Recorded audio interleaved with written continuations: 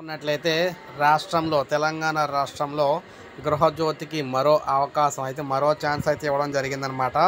గృహజ్యోతికి సంబంధించి మరో ఛాన్స్ అయితే ఇచ్చారు. అర్హులు దరఖాస్తు చేసుకునే అవకాశం అయితే ఇవ్వండి అంటూ వారందరికీ కూడా ఉచిత విద్యుత్ అమలు అయితే చేయండి అని చెప్పడం జరిగింది. సో విద్యుత్ ఉత్పత్తిలో జాగ్రత్తలు కూడా తీసుకోమని చెప్పారు.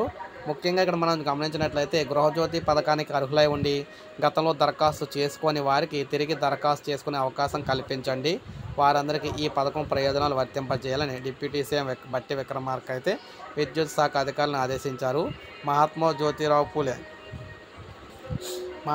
జ్యోతిరావు పూలే ప్రజాభవన్లో ట్రాన్స్కో, జెన్కో, ఎస్పీడీసీ ఇక్కడ చూసుకుంటే ఎన్పీడీసీఎల్ ఆధ్వర్యంలో జరుగుతున్న అభివృద్ధి పనులపై శాఖ అధికారులతో మాట్లాడారన్నమాట.